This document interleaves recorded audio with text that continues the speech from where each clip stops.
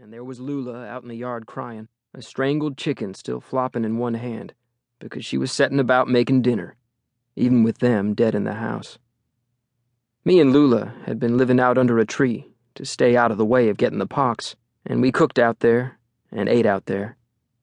Grandpa would come in and check on Ma and Pa, 'cause he couldn't catch it. He'd had it and lived through it when he was younger, and he couldn't get it anymore. He caught it way up among the Cheyenne near the Wind River Range, which was nowhere close to where we were in East Texas. He got it the same way the Cheyenne did. Some infected blankets given to them by white folks as a kind of joke. He was a missionary and had lived up there with them. Both he and Grandma had it and lived, and then some years later Grandma was run over by a frightened cow near Gilmer, Texas, while she was trying to calm it down for milking. The pox couldn't kill her, but a cow that didn't want to be milked had. I barely remember Grandma. I guess I must have been about 5 when that cow done her in. Lula was 3 years old. Grandpa, according to family story, shot the cow and ate it. I guess he considered that was getting even, having a steak made of the murderer. I never heard him speak sadly of the death of Grandma or the cow, but he and Grandma seemed to have gotten along fine, and up until that day neither he nor the cow had experienced a minute's trouble, I've been told. On the day Ma and Pa died, I went in and looked at them, but I didn't stand too close, and I didn't touch nothing. They looked horrible, all pocked over and bloody where they had scratched, and those little odd blisters with the dents in the middle had broken open and bled. I rode our tired old mule over to Grandpa, who lived down from us a little ways, and he put on his dusty suit coat and hat and rode back beside me, driving his wagon. He brought with him some sacks of lime he had for his garden, and a couple of pine boxes he had already built, being pretty certain what was coming. He had also packed some bags and put them in the wagon too, but at the time I didn't know what that was about, and was too stunned to ask. If a pig had flown by with a deck of cards in its teeth, it wouldn't have fazed me. Me and Grandpa dug graves for Ma and Pa.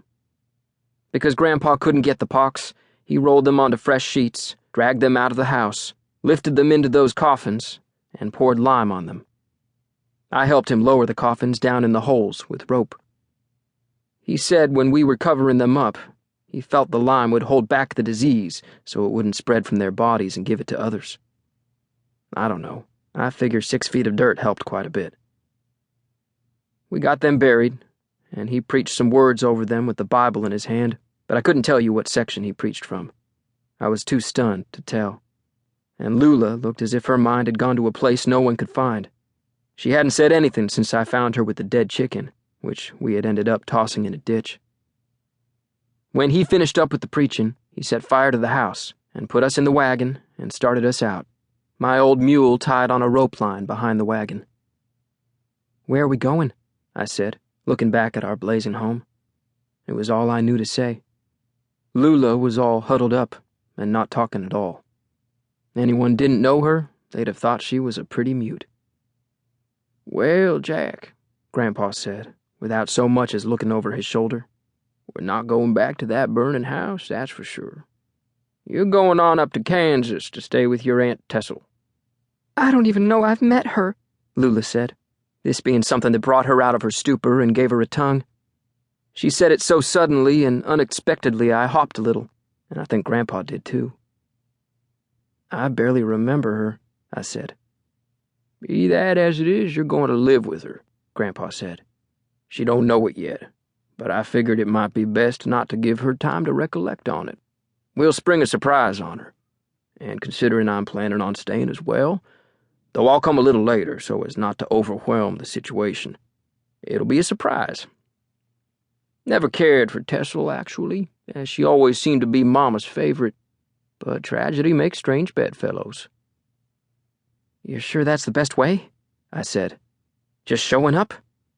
"It might not be the best way," he said, "but it'll be our way. I'll tell you, too, another thing. I saw this coming, and I've sold off all my livestock, except these 2 mules, and you have your pa's mule, and now you have contracts for both pieces of land, your father's and mine. They're in the